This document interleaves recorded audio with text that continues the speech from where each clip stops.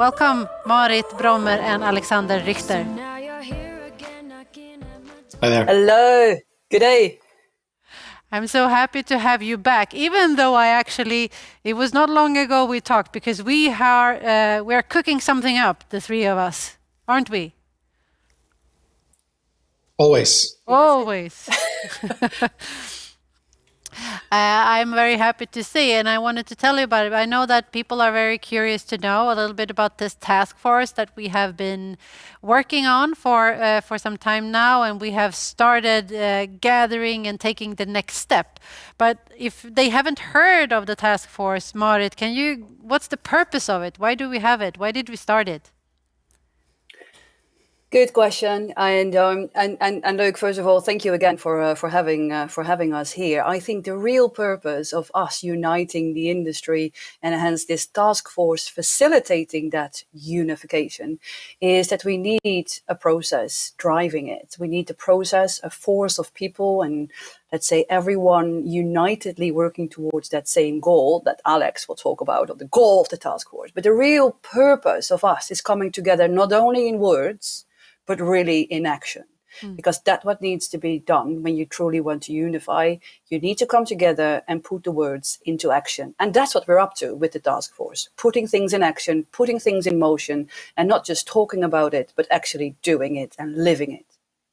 Love that. So what is the goal, Alex? Well, I think the goal we've mentioned a few times in the previous seminars and the discussions that we had on the task force and our idea of positioning geothermal. And I think that's part of like the survey that we did together with you to kind of learn about who are the people that we are actually targeting in promoting geothermal. Who do we need to target to promote what geothermal has to offer? And how can we reach these people? And I think that's been a very interesting approach. And then determining based on that, the actual message that we need to send and the answers that we need to have to the questions that these kind of different groups have. We're in the end hoping to make sure that everybody has a toolbox so that we can use in order to make things easier for all the different developers and investors and everything out there. When do you believe that we will be done with something like that? What is your projection? I think we as an industry will never be completely ready, but the crucial aspect is that we have the main message is clear of what we have to offer and how we can get and achieve these projects to develop. And I think this is very, very important.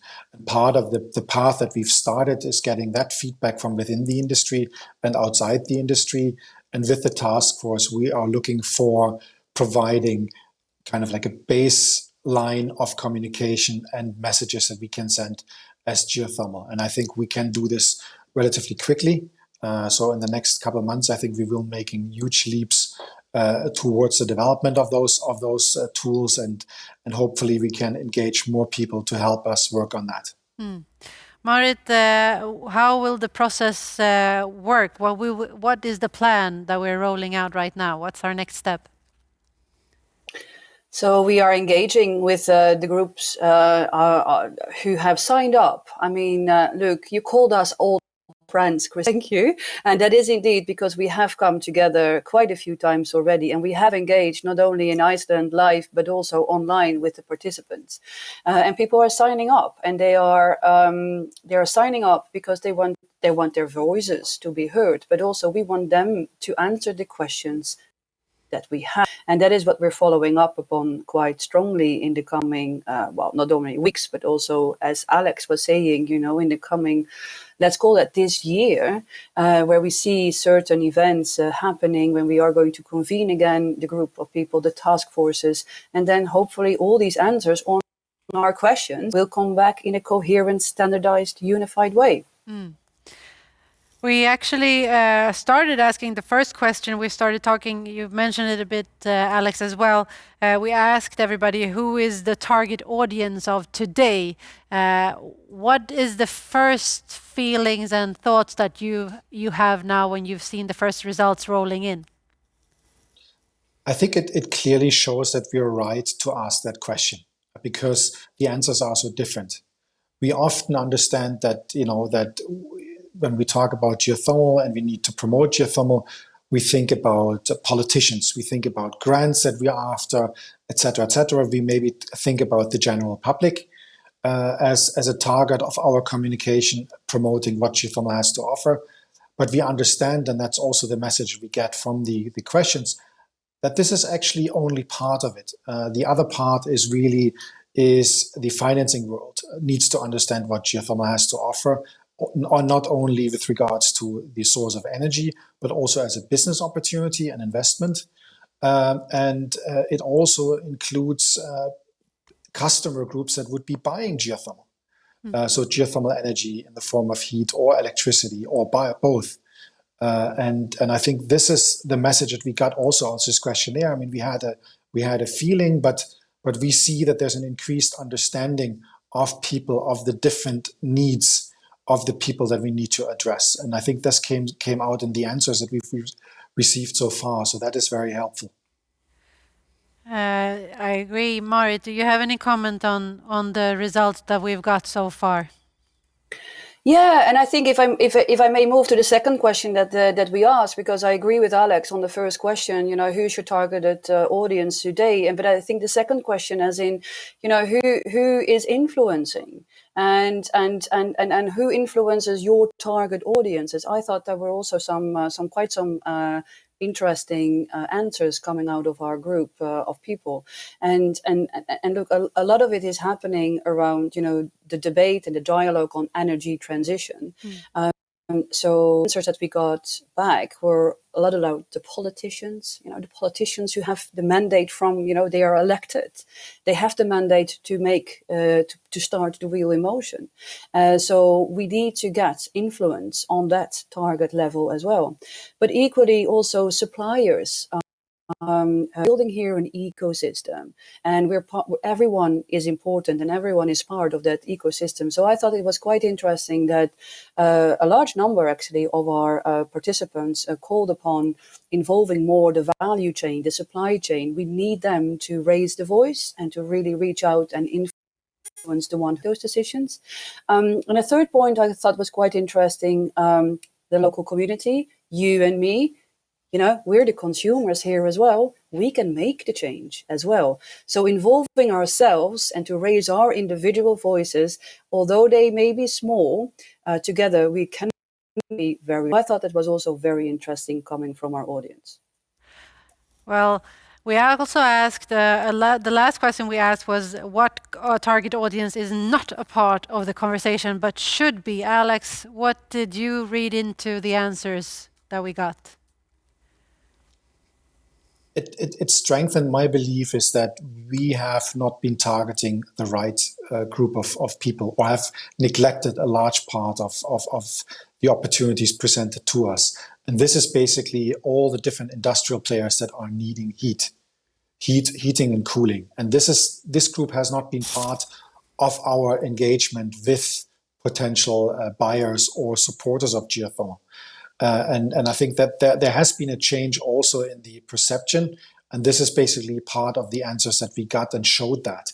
But of course, I personally believe that there's still a long way forward. We need to kind of learn more about that. So we see that there will be definitely changes in that as well. But the answers that we got show that we are on the right track, but also give us guidance of some of the things that we maybe have not or had not seen before.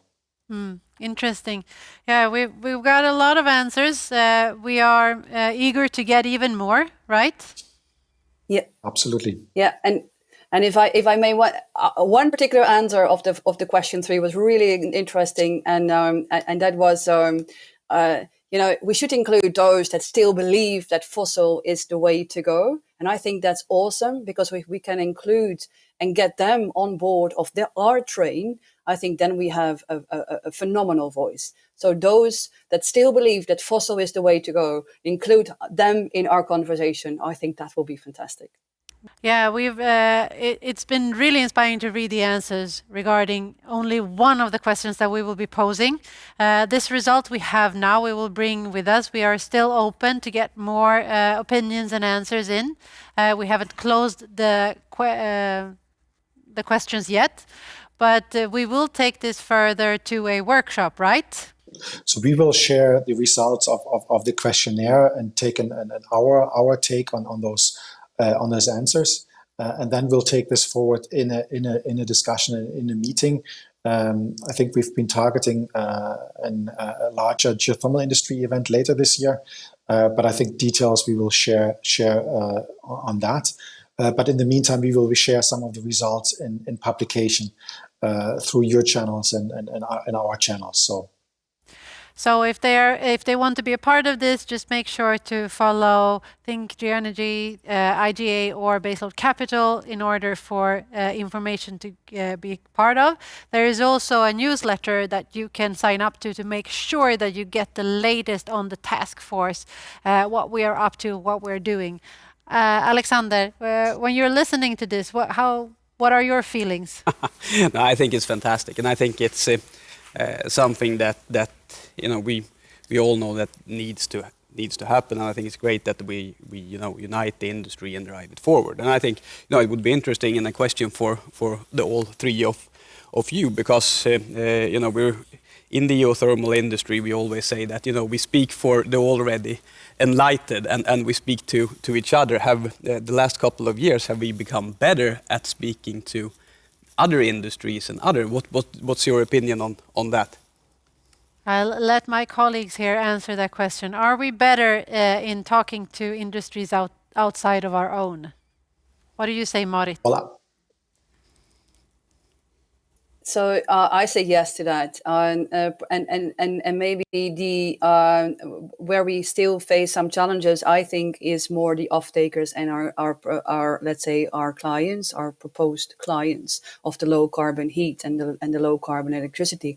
But what I can see, and this is really, let's say, past a couple of years, that we've made an enormous leap. Doing advocacy on global levels, with the international stakeholders that are playing around the climate narrative, and hence geothermal claiming more and more the position of being an enabler of that energy transition beyond electricity, both for power and for heat. And you see that in the national development contributions from the countries. You see us being picked up at COP26. We're now progressing towards COP27 in Sharm el-Sheikh in Egypt. We see it in more and more analytics coming out that geothermal is, although hidden, but still the one to be reckoned with in the coming decade. And I think that has become the narrative much more formal and much more pronounced than a couple of years ago. But the industry, let's say, our off-takers, I think that's where we see our next challenges and where we should focus on to really get, big projects serving from geothermal, serving big customers. Alex, would you like to add something? Yeah, no, absolutely. I mean, I think, a big kudos has to go to Marit and her team at IGA. I mean, clearly, we've seen a big change in professionalization of the industry and the ones that represent the industry, IGA on the forefront, but also the other associations. There's been a big professionalization campaign going on, and the messaging has changed. And also, I guess the attention has changed completely, moving from a power generation focus towards understanding more the notion of heat and cooling. And I think that messaging, the IGA also has done a great job in reaching out to these international organizations and bringing this to the forefront. So thank you, Marit, and the IGA for that important work, and of course all the others as well. That has been crucial, and there has been a big change. But this is also kind of the big thing going forward, promoting the role of geothermal energy in the heating and cooling sector, and with that, targeting those that will buy it. I agree, and I must say, as a summary to this, I think that what the task force is trying to do, and our job is moving forward to, is to make sure that no one has to go alone, but instead go together as an industry to make sure to take that standpoint and be a part of the renewable energies. No one will never say, ever say sun, wind, and something else, but they will say what? Sun, wind, and geothermal. Geothermal. Of course. That is our absolute goal. Thank you, Alex. Thank you, Marit, for your hard work with the task force. If you want to make sure to sign up, which I hope you do, to make sure to be a part of the conversation moving forward, check out the newsletters and social media on all our channels. We will, of course, inform you more there. Alex, it's coming to an end. We've had yet another seminar, the 5th. It's just the beginning. It's just the beginning, definitely. What do you bring with you from today's session? Collaboration. As you know, and throughout these seminars, and I think also learnings from the switch, talking to other industries, that we need to learn from each other, we need to educate each other, and we need to go together. I agree. What did you bring with you from listening in on today's conversations? No, but I think we need to. As I said, we need to collaborate and educate, but also, as Alex said here, that we need to show not only the people within the industry, but also the other players, like investors, for example, that this is already a profitable business, that there are new technologies that are coming in that improve profitabilities even more, so that it's not only a green baseload power or heating and cooling, it can also be very good business opportunities. I couldn't agree more. I always have the same feeling once we are trying to summarize these virtual seminars, that there is such a strength when you gather people and you talk, you put them together, you see that there is a closeness. Everybody wants the same thing. The interesting thing is that everybody tries to fight their own path. What do you reckon would happen if we would actually, as Ricky said in his interview, and also mentioned from the government perspective, what would happen if we would really collaborate? How much faster would we actually run? I think we could see an exponential drive in projects and technologies coming the next couple of years. And I think we are already at that point where we're seeing that this happening. So, by joining forces even more, we can speed that transition up and to really become a major player in the renewable energy space. Thank you, Alexander, for joining me here on stage today. The future is now.